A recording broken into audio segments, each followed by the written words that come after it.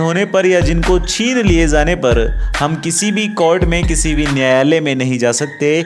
हमारे वर्तमान के संविधान में कितने अधिकार हैं या कितने मौलिक अधिकार हैं, तब आंसर बनेगा 6।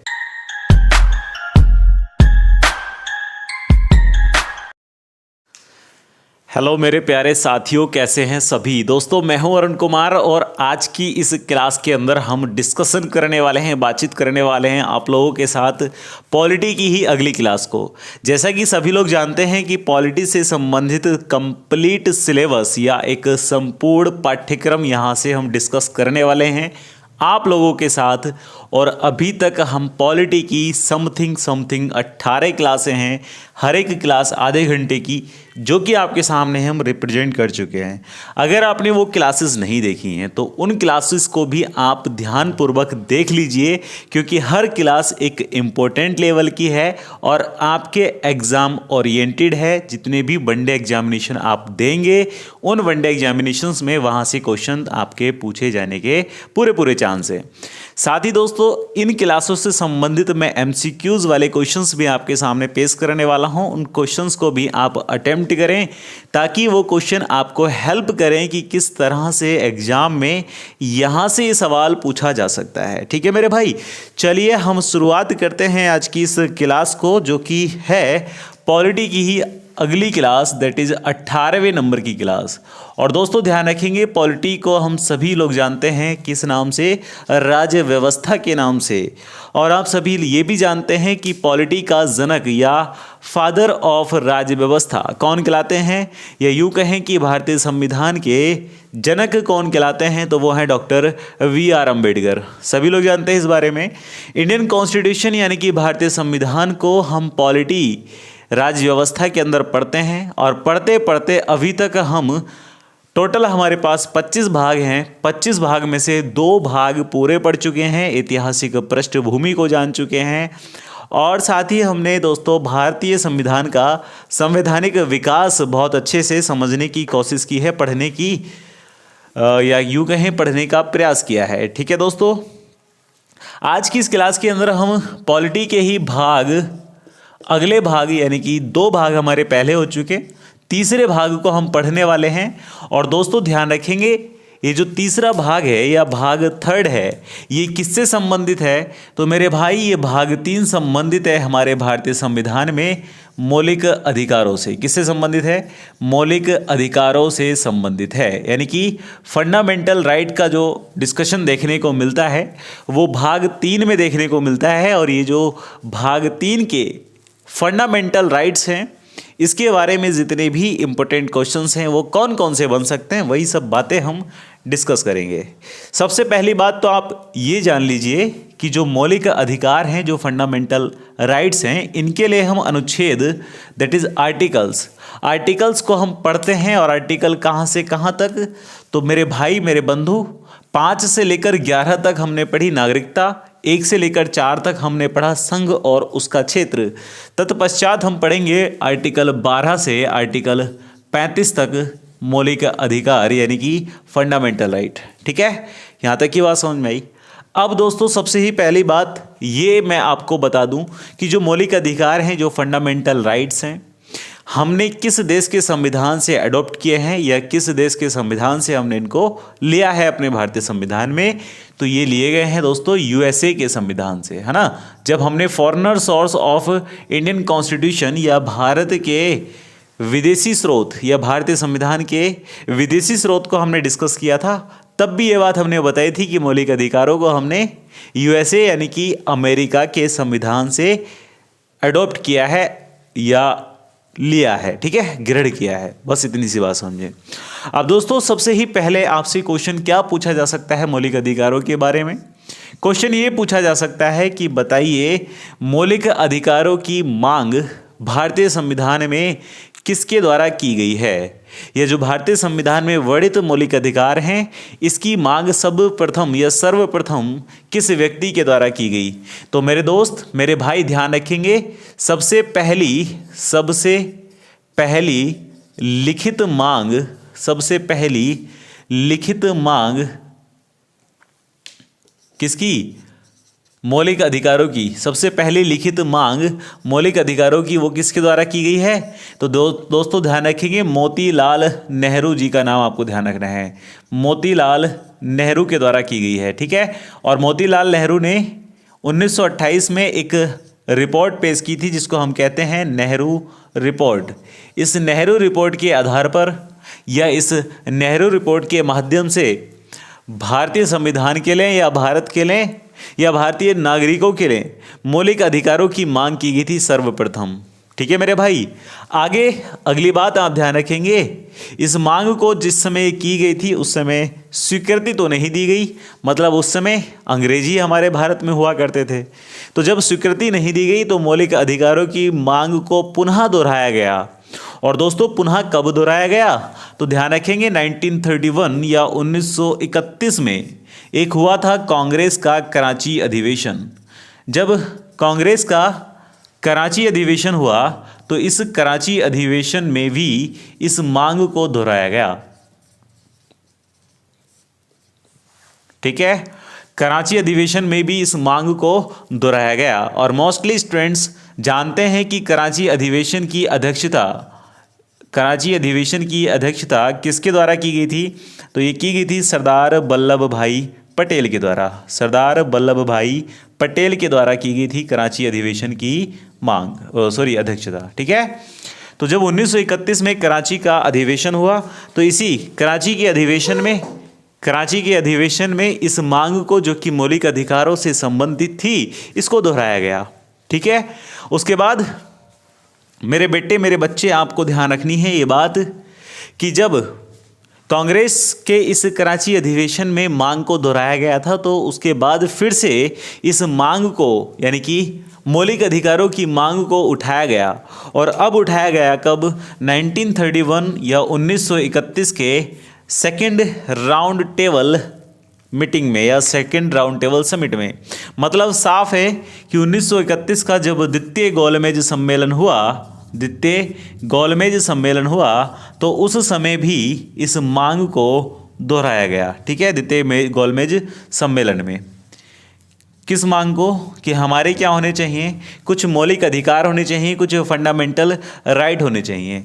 तो द्वितीय गोलमेज सम्मेलन में गांधी जी के द्वारा, या यूं कहें महात्मा गांधी जी के द्वारा, इस मांग को फिर से दोहराया गया, ठीक है। लेकिन आप सभी लोग जानते हैं कि 1935 में एक भारत में आया था government of India act 1935, Bharat शासन अधिनियम 1935, जो अंग्रेजों के द्वारा बनाया कर भेजा गया था। और 1935 का ही जो गवर्नमेंट ऑफ इंडिया एक्ट है वो भारतीय संविधान का सबसे बड़ा स्रोत है, जिसमें 70% हिस्सा, यानी कि भारतीय संविधान में लगभग 70% हिस्सा हमने उसी 1935 के गवर्नमेंट ऑफ इंडिया एक्ट से अडॉप्ट किया है। दोस्तों जब 1931 में द्वितीय गोलमेज सम्मेलन हुआ और महात्मा गांधी ने इस मांगों को फिर से दोहराया कि हमारे ही भारत के नागरिकों को क्या दिए जाएं, कुछ मौलिक अधिकार दिए जाएं, कुछ फंडामेंटल राइट दिए जाएं। तो जब इस मांग को दोहराया गया तब इस मांग को मान लिया गया, या यूं कहें एक झांसा दिया गया था अंग्रेजों के द्वारा कि ठीक है गांधी जी हम आपकी बात को मान लेते हैं। लेकिन दोस्तों एक्चुअल में ये जो मांग थी, ये जो डिमांड थी, ये मानी नहीं गई। अब हुआ क्या? हुआ ये कि 1935 का जब government of India act Bharat आना था तो ये बात कही गई थी कि हम आपको मौलिक अधिकार उस गवर्नमेंट ऑफ इंडिया एक्ट में दे देंगे। लेकिन जब government of India act Bharat आया तो उसमें किसी भी प्रकार के फंडामेंटल राइट या मूल अधिकार, या यूं कहें कि मौलिक अधिकार का जिक्र नहीं देखने को मिला। और बहुत साधारण सी बात है दोस्तों, ये जो मौलिक अधिकार हैं इनको हम मूल अधिकार या फंडामेंटल राइट भी कहते हैं, ठीक है ना। इनको हम मूल अधिकार या फंडामेंटल राइट भी कहते हैं। तो जब ये आपका 1935 का शासन अधिनियम भारत आया और उसमें फंडामेंटल राइट का कोई जिक्र नहीं था, तो फिर उसके बाद से जब भारतीय संविधान बनाने की प्रक्रिया चल रही थी तब हमारे ही देश भारत में जवाहरलाल नेहरू के द्वारा, किसके द्वारा? जवाहरलाल नेहरू के द्वारा एक समिति का गठन किया गया। मतलब जेएल नेहरू के द्वारा एक समिति का गठन किया गया जिसको हम जानते हैं तेज बहादुर समिति के नाम से। जिसको हम किस नाम से जानते हैं? तेज बहादुर समिति के नाम से जानते हैं। ये वही तेज बहादुर हैं जिनका नाम है तेज बहादुर सप्रू। ठीक है मेरे भाई। तो तेज बहादुर समिति के नाम से पंडित जवाहरलाल नेहरू के द्वारा एक समिति का गठन किया गया, या आप ये भी कह सकते हैं कि तेज बहादुर समिति की अध्यक्षता किसने की थी? जेएल नेहरू ने की थी। तो अब तेज बहादुर समिति ने इन मौलिक अधिकारों के बारे में बताया कि भाई भारत के पास क्या होंगे? मौलिक अधिकार होंगे। लेकिन दोस्तों ध्यान रखेंगे कि इन्होंने दो प्रकार के अधिकार, टू टाइप्स के फंडामेंटल राइट्स थे जो कि भारतीयों को दिए, भारतीय नागरिकों को दिए। तो जो दो प्रकार के राइट्स थे, इनमें पहला ही राइट ये था कि मतलब कुछ अधिकार भारत के नागरिकों के पास ऐसे होंगे, मैंने कहा कुछ अधिकार भारत के नागरिकों के पास ऐसे होंगे जिनमें या जिनका हनन होने पर भारत के नागरिक कोर्ट में क्या कर सकते हैं? अपनी बात को अप्लाई कर सकते हैं। या फिर हम कह सकते हैं कि तेज बहादुर समिति के द्वारा दो प्रकार के राइट्स या दो प्रकार के अधिकारों की बात कही गई, और उन अधिकारों में ये बताया गया कि आप अगर इन अधिकारों का हनन होगा तो आप कोर्ट में जा सकते हैं, और उन अधिकारों का हनन होगा तो आप कोर्ट में नहीं जा सकते।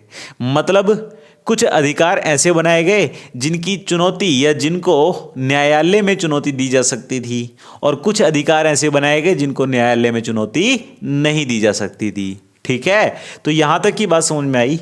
अब देखो, तेज बहादुर समिति ने जिनको हम न्यायालय में क्या कर सकते थे? चुनौती दे सकते थे। जिनको न्यायालय में हम चुनौती दे सकते थे, उन अधिकारों को भारतीय संविधान में जगह दी गई भाग 3 में। किस में जगह दी गई? भाग 3 में। और कहा गया मौलिक अधिकार। क्या कहा गया? मौलिक अधिकार। ठीक है मेरे भाई।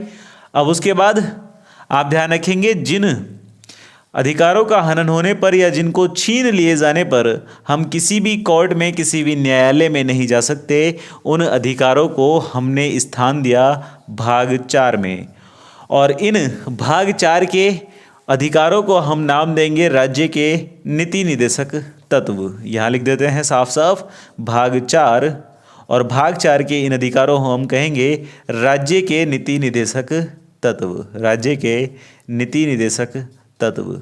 और दोस्तों ध्यान रखेंगे, ये जो राज्य के नीति निर्देशक तत्व हैं, इनका अगर कोई हनन करे या राज्य सरकार इनको हमसे छीन ले तो हम किसी भी न्यायालय में अपील नहीं कर सकते। ठीक है, यहाँ तक की बात समझ में आई।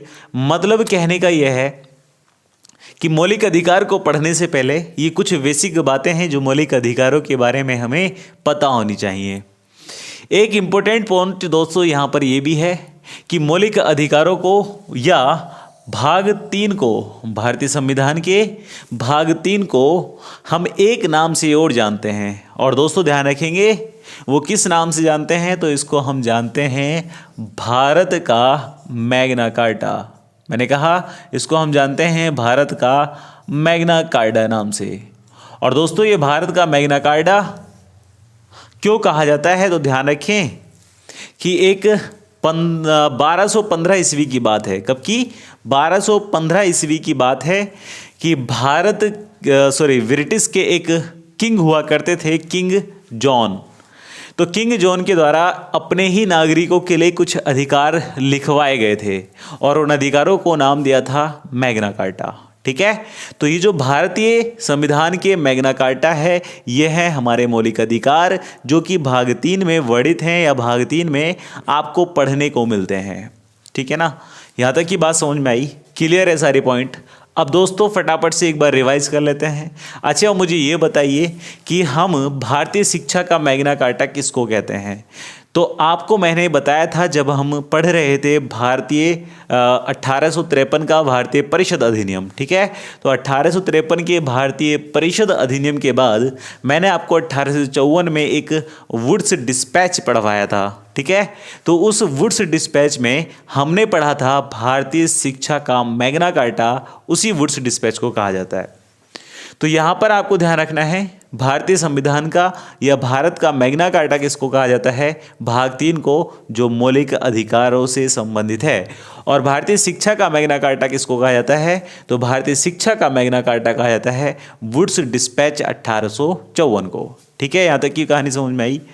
अब दोस्तों इन पॉइंट्स को फिर से एक बार रिवाइज कर लेते हैं बहुत जल्दी से। सबसे पहली लिखित मांग मौलिक अधिकारों की किसके द्वारा की गई?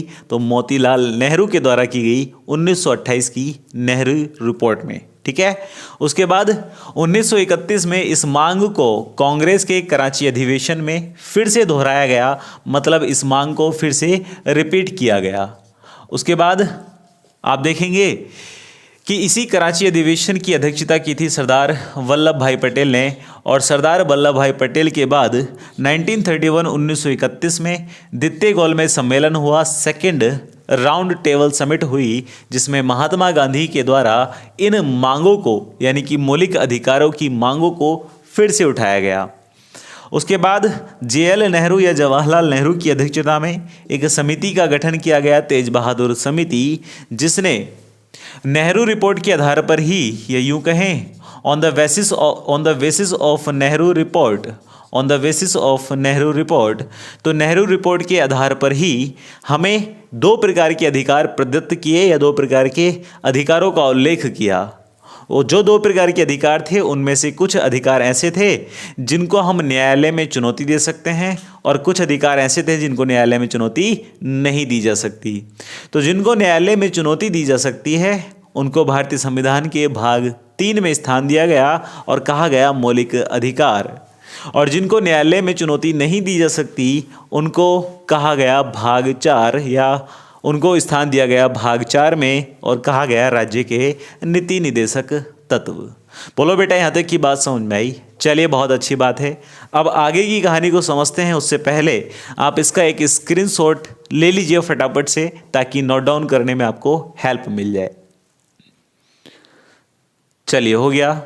अगर आपने स्क्रीनशॉट ले लिया है तो हम आगे की कहानी को कंटिन्यू करते हैं और इसको थोड़ा सा साफ कर देते हैं।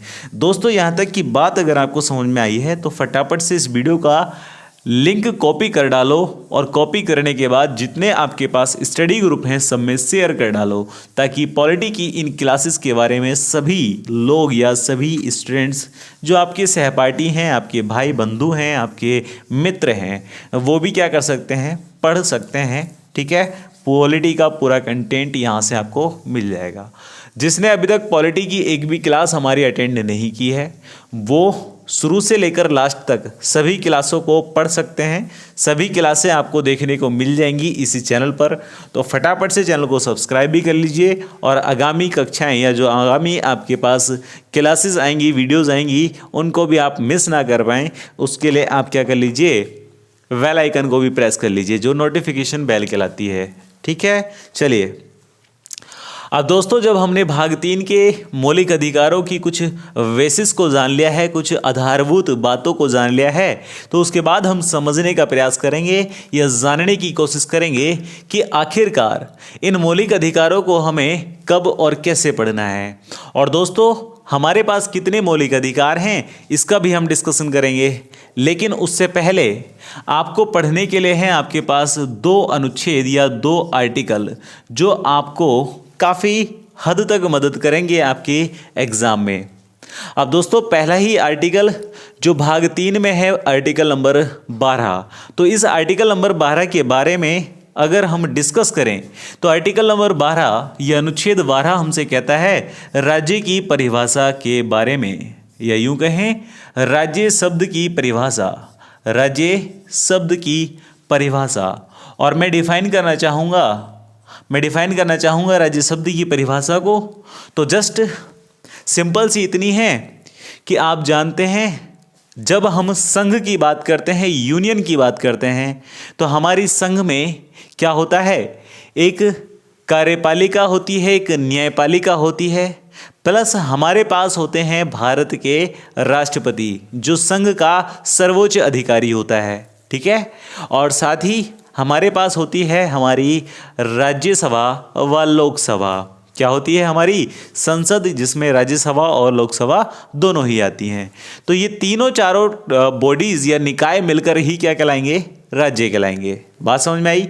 दूसरी बात ध्यान रखें, जब हम बात करेंगे किसी पर्टिकुलर राज्य की, तो पर्टिकुलर राज्य में हम पढ़ेंगे किसको? विधानसभा को, विधान परिषद को। साथ ही हम पढ़ेंगे राज्यपाल को, जो कि अपने राज्य का सर्वोच्च अधिकारी होता है।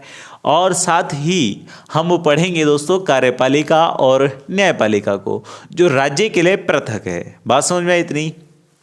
उसके बाद राज्य में ही आपकी आती हैं जितनी भी नगर पंचायतें हैं, जितने भी आपके संवैधानिक निकाय हैं जो कि नगर पंचायतों के अधीन आते हैं, वो सभी किस में आते हैं? आपके राज्य में। या यूँ कहें, इन सभी को हम क्या कहते हैं? राज्य कहते हैं। ठीक है, तो बस आपको ध्यान रखना है, आर्टिकल नंबर 12 में कहा है राज्य शब्द की परिभाषा। उसके बाद दोस्तों आप ध्यान रखेंगे आर्टिकल नंबर 13 या अनुच्छेद नंबर 13। इस अनुच्छेद नंबर 13 में या आर्टिकल नंबर 13 में क्या कहा गया है? तो जस्ट आप ध्यान रखें, आर्टिकल नंबर 13 ये थोड़ा इंपॉर्टेंट है, इसको मार्क कर लीजिएगा आर्टिकल नंबर 13 को। आर्टिकल नंबर 13 में कहा गया है मौलिक अधिकारों के संरक्षण के बारे में। मौलिक अधिकारों के संरक्षण के बारे में। अब आप पूछेंगे या आप जानने का प्रयास करेंगे कि सर ये मौलिक अधिकारों का संरक्षण एक्चुअल में है क्या? तो मेरे भाई, मेरे बंधु, आप ध्यान रखें कि हमारे पास जो मौलिक अधिकार हैं, जो फंडामेंटल राइट्स हैं, इनके जितने भी अधिकार हैं, इनका कुछ संरक्षण होगा या इनको सुरक्षित रखा जाएगा आर्टिकल 13 के तहत।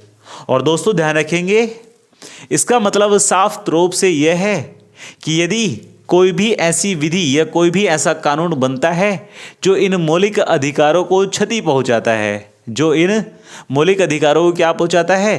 क्षति पहुंचाता है, नुकसान पहुंचाता है, तो तत्काल रूप से उस विधि को क्या किया जाएगा? निलंबित किया जाएगा। तो अर्थात हम कह सकते हैं आर्टिकल नंबर 13 हमसे ये भी कहेगा कि मौलिक अधिकारों के विरुद्ध, मैं इसको लिख देता हूं, मौलिक अधिकारों के विरुद्ध, शॉर्ट में लिख दें कोई दिक्कत, मौलिक अधिकारों के विरुद्ध विधि का निलंबन। मौलिक अधिकारों के विरुद्ध विधि का निलंबन मतलब कोई भी ऐसी विधि, कोई भी ऐसा कानून अगर बनता है जो किसके विरुद्ध है? मौलिक अधिकारों के विरुद्ध है, तो उसका क्या हो जाएगा? निलंबन कर दिया जाएगा।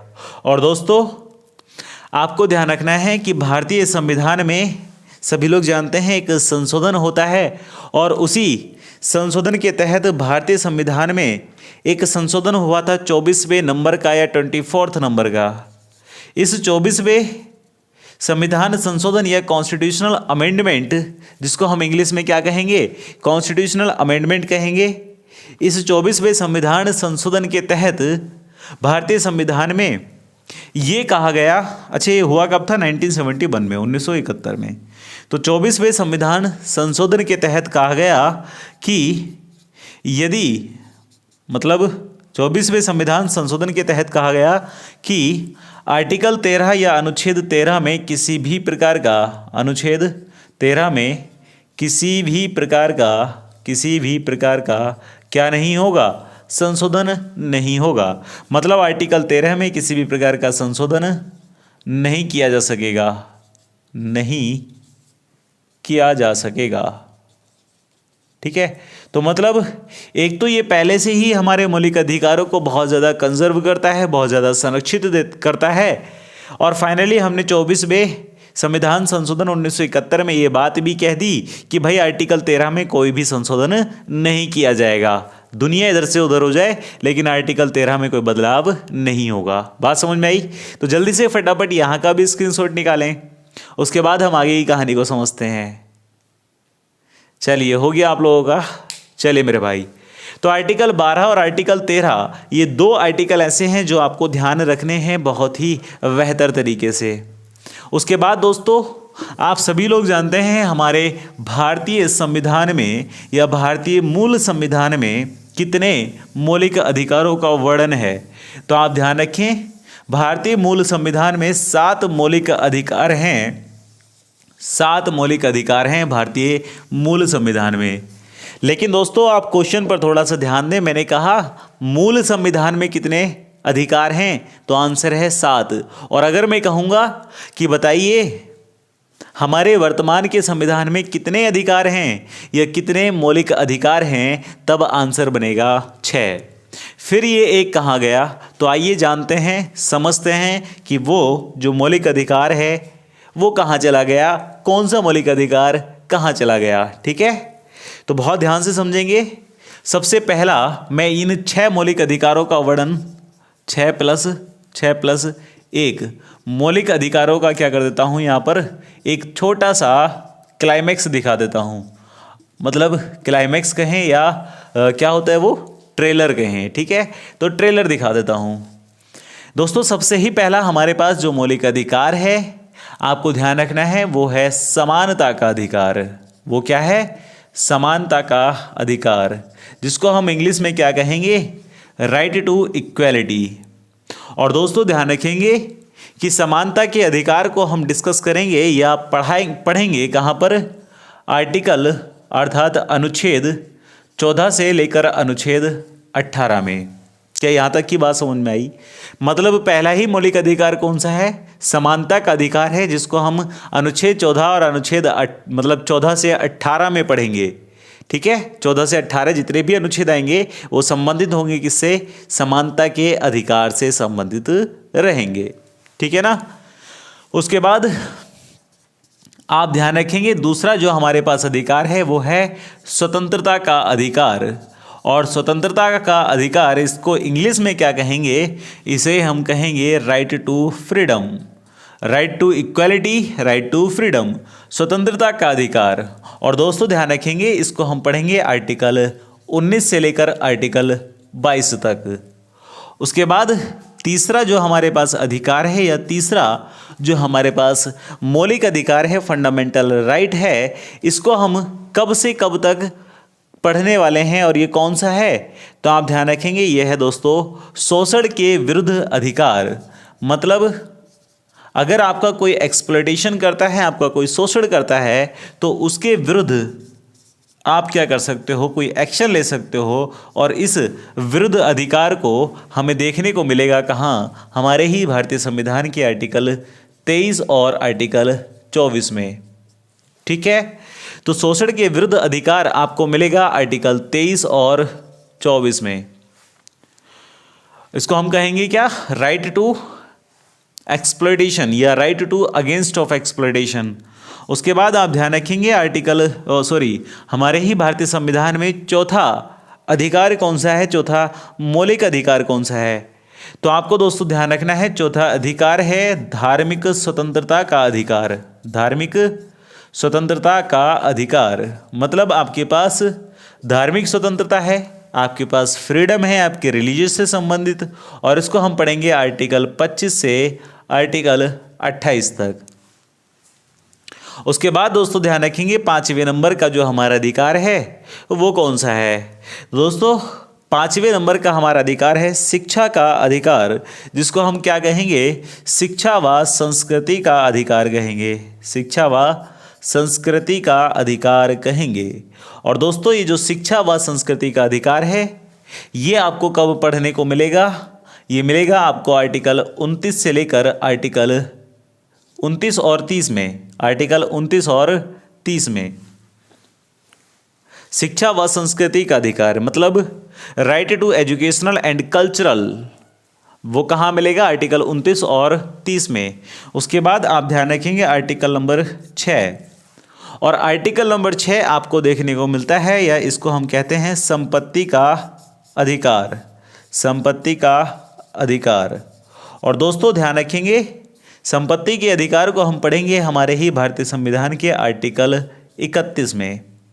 लेकिन दोस्तों ये जो संपत्ति का अधिकार है ये निरस्त हो चुका है, वर्तमान में ये कोई अधिकार नहीं रहा, या यूं कहें कोई मौलिक अधिकार नहीं रहा। और इसको निरस्त कब किया गया है, कौन से नंबर का है, 6ठे नंबर का है। आपसे पूछा जाएगा कौन से नंबर का अधिकार निरस्त हुआ है, 6ठे नंबर का। कौन सा, संपत्ति का अधिकार। कौन से आर्टिकल में है, 31 में। तो ये जो संपत्ति का अधिकार है इसको आर्टिकल 31 से हटाकर और हटाया गया कब? 44वें संविधान संशोधन में, कॉन्स्टिट्यूशनल अमेंडमेंट में 1978 1978 के तहत। और जब 1978 में 44वें संविधान संशोधन के तहत। और इसको दोस्तों ध्यान रखेंगे, आर्टिकल 31 से निकालकर भेज दिया गया है कहाँ पर? आर्टिकल 300 के का में, मतलब 300 के ए में इसको भेज दिया गया। आप साफ तरीके से समझ सकते हैं कि आर्टिकल 31 को स्थान दिया गया है आर्टिकल 300 के ए में, मतलब अब ये क्या बन गया? एक कानूनी सहायता बन गया, एक कानून बन गया।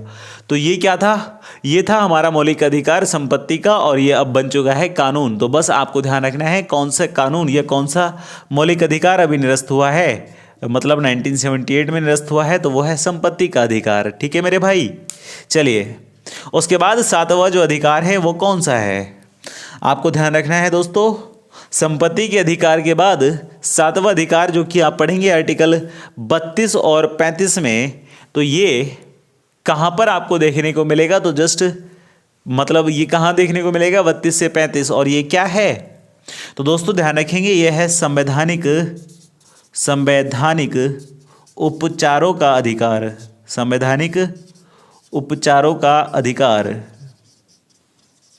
संवैधानिक उपचारों का अधिकार। अब सर ये संवैधानिक उपचार क्या होते हैं? संवैधानिक उपचारों का अधिकार क्या होता है? देखो 7वें नंबर का अधिकार यहाँ पर लिखा हुआ है, इसको हम पढ़ेंगे कहाँ? आर्टिकल 32 से आर्टिकल 35। ठीक है, आर्टिकल 32 से आर्टिकल 35 संवैधानिक उपचारों का अधिकार। अब अगर ये आपको यहाँ नहीं दिख रहा है तो मैं इसको यहाँ लिख देता हूँ। 7वें नंबर का अधिकार कौन सा है? संवैधानिक उपचारों का अधिकार, संवैधानिक उपचारों का अधिकार। अब दोस्तों संवैधानिक उपचारों का मतलब क्या है? तो ध्यान रखेंगे, हमारे ही पास संवैधानिक उपचारों का अधिकार, हमारे ही पास क्या है? एक मौलिक अधिकार है 7वें नंबर का। और इस संवैधानिक उपचारों में क्या होगा? कुछ रिट्स हैं, कुछ न्यायिक रिट्स होंगी जो जारी की जाएंगी सुप्रीम कोर्ट के माध्यम से, और कितनी? 5। ठीक है, तो उन्हीं को हम पढ़ेंगे संवैधानिक उपचारों के अधिकार में, न्यायिक रिट्स के बारे में, जो सुप्रीम कोर्ट के द्वारा 5 प्रकार की क्या की जाती हैं?